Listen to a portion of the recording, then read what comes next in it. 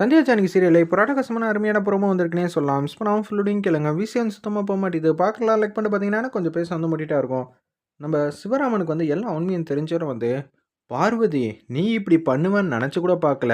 சரி சொத்து விஷயத்துல தான் வந்து ஏதோ ஆசைப்பட்டுட்டேன்னு சொன்னா கூட, நான் கொஞ்சமாவது ஜீர்ணிச்சுப்பேன். ஆனா இந்த விஷயத்த என்னால ஜீர்ணிக்கவும் முடியாது. எப்படி எப்படி எனக்கு முதல் மரியாதை வரணும்னு சொல்லிட்டு, என் அண்ணன தூக்கி உள்ள வச்சுட்டல்ல. வெளியில வாடி அப்படின்னு சொல்லும்போது, சிவராமா வேணாங்கிற மாரி அவங்க அண்ணி வந்து பேசுறாங்க.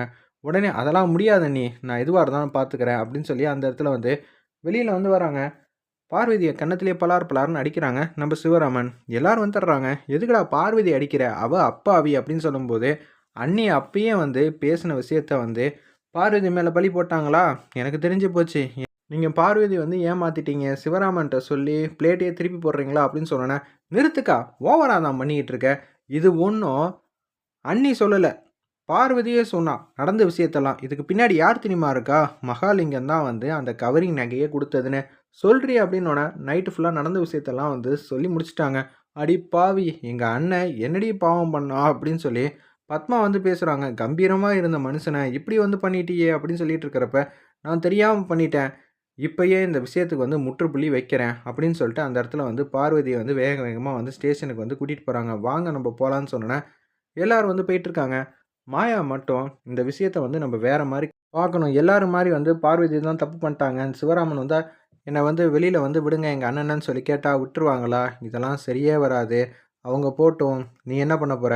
நானும் கதிரும் இந்த பிரச்சனைய வேற மாரி பார்த்துக்கிறோம். பெரியப்பா மேலேயே வந்து பிரச்சனையாக்கிட்டாங்கல்ல. இனிமேட்டு புவனேஸ்வரியும் சரி, மகாலிங்கம், பசுபதி எல்லாரும் வந்து எங்க இருக்க போறாங்கன்னு தெரியும். இத நான் என்னோட சவாலாவே விடுறேன் அப்படின்னு சொல்லி அந்த இடத்துல வந்து மாயா வந்து சூப்பரா வந்து பேசிட்டு இருக்காங்க. வேற லெவல்ல மாஸா இருந்துச்சுன்னே சொல்லலாம் அந்த சீன்லாம். சரி எல்லாரும் முதல்ல பெரியப்பாவ பார்த்து, அவருக்கு நம்பிக்கைய வந்து குடுப்போம்ன்னு சொல்லிட்டு, வேக வேகமா போறாங்க. நான் பார்த்தா சரி வராது. சிவராமா, நீங்க தான் வந்து எப்படி இருந்தாலும் வந்து பேசி எல்லாருக்கும் புரிய வைக்கணும்னு சொன்னோனே, எங்க அண்ணன பார்க்கணும். நெனச்ச நேரத்துலலாம் வந்து உங்க அண்ணனெல்லாம் வந்து பார்க்க முடியாதுப்பா அப்படின்னு சொல்லி சிவராமன் வந்து சொல்றாங்க. பிரச்சனை என்ன ஏதுன்னு நாங்க கண்டுபிடிச்சுட்டோம். நீங்களா உங்க வீட்ல நகை வச்சிருந்தீங்க. அது உங்களோடது இல்ல. நீங்க பத்திரமா வச்சிருக்கணும். இப்ப சோதிச்சு பார்த்தா அது வேற மாரி இருக்கு. அப்படி இருக்கும்போது, என்ன சொன்னாலும் எங்களால கேட்க முடியாது அப்படின்னு சொல்லிடுறாங்க. எதுவா இருந்தாலும் ஆதாரம் வேணும். பாத்தியா? ஆதாரம் வேணுங்கிறாங்க. இப்ப ஆதாரம் இல்லன்னா என்ன சார் ஆகுங்கிற மாரி கேட்டோனே, என்ன ஆகும்? நீங்க அந்த நகைய வந்து ஒப்படைக்கணும். இருந்தா தானே ஒப்படைக்க முடியும். இப்ப இல்லையேங்கிற மாரி யோசிக்கும்போது, இல்லன்னா அடுத்தது என்ன? அங்க போவோம். அதுக்கப்புறம் உண்மையாச்சுன்னு வச்சுக்கயேன், அதுக்கப்புறம் வந்து 3, 4 வருஷம் வந்து உள்ள இருக்க வேண்டியது தான் அப்படின்னு சொன்னோனே, தூக்கி வாரி போட்டுருது அந்த இடத்துல. ரகுராம் வந்து ரொம்ப ஃபீல் பண்றாங்க. "அண்ணா என்னென்னமோ நடக்குதுண்ணே. நம்ம குடும்பத்தில தானே சதி திட்டம் பண்ணியிருக்காங்க. என்ன நடந்திருக்குன்னு தெரியுமாண்ணே? பார்வதி தான் வந்து எனக்கு முதல் மரியாதை கிடைக்கணும்னு சொல்லிட்டு, அவ தான் வந்து கவரிங் நகைய மாத்தி வச்சிருக்கான்னு" சொன்னோனே, "என்னப்பா பண்றது? முன்னாடி சொத்து மேல ஆசைப்பட்டாங்க. என்கிட்ட ஒரு வார்த்தை வந்து கேட்டிருந்தா, நானே குடுத்துருப்பேன். ஆனா இப்படியெல்லாம் நடக்குது. நம்ம குடும்பம் வந்து நம்ம கையில இல்லப்பா. எது நடக்கணுமோ அதுவே நடக்கட்டும். நான் இங்க தான் இருக்கணும்னு இருந்தா, அத யாராலயும் மாத்த முடியாது." "அண்ணே, நீ எதுக்கும் கவலைப்படாதண்ணே. உன் பொண்ணு மாயா இருக்காண்ணே. அவ எப்படி இருந்தாலும் உன்ன வெளியில வந்து கொண்டு வந்துருவாண்ணே. அவ ஏதோ ஒரு திட்டம் போட்டுட்டா." "மாயாவா? என் பேச்ச யாரு தான்ப்பா கேட்க போறா? எனக்கு இங்க இருக்கிறத நெனச்சு கவலை இல்லப்பா. ஆனா எனக்காக குடும்பத்த வந்து பிரச்சனையாக்காத. நடந்தது நடந்து போச்சு. பார்வதி தெரியாம பண்ணிட்டா. அவள நீ மன்னிச்சிரு. பாத்தியா? அண்ணன் என்ன வார்த்தை சொன்னாங்க? உன் வாழ்க்கைக்கு பிரச்சனை வரக்கூடாதுன்னு நெனைக்கிற அவரு எங்க? அவர உள்ள வச்சாலும் பரவால்ல. நீ நெனச்ச காரியத்த சாதிக்கணும்னு நீ எங்க? "மாமா என்ன மன்னிச்சிருங்கம்மா" அப்படின்னு சொல்லி பார்வதி வந்து மன்னிப்பு கேட்குறாங்க.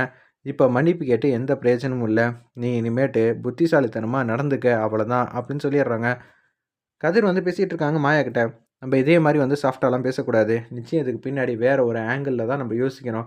ஆமா, அவங்க மொதல்ல வந்து இந்த மாரி நகையெல்லாம் எங்க வாங்குனாங்க? ஏது வாங்குனாங்கன்னு நம்ம கண்டுபிடிச்சாலே, இந்த பிரச்சனை பாதி தீர்ந்து போயிடும் அப்படின்னு சொல்லி, மாயா வந்து சூப்பரா வந்து யோசிக்கிறாங்க. வேற லெவல்ல இருந்துச்சுன்னே சொல்லலாம். முதல்ல வந்து விசாரிப்போம் அப்படின்னு சொல்லிட்டு, கதிரு இந்த ஏரியால யார் யாரெல்லாம் இந்த மாரிலாம் வந்து செய்வா நகையெல்லாம் அப்படின்னு சொல்லி கேட்கும்போது, ஆமா அதுக்கு 4, 5 பேர் தான் இருக்காங்க. நம்ம சிவராமன கூட்டிட்டு போவோம். அவருக்கு தானே இந்த ஊர்ல இருக்கிற எல்லாருமே வந்து அத்துப்படின்னு சொன்னோனே, சிவராமன்ட்ட வந்து உதவி வந்து கேட்குறாங்க.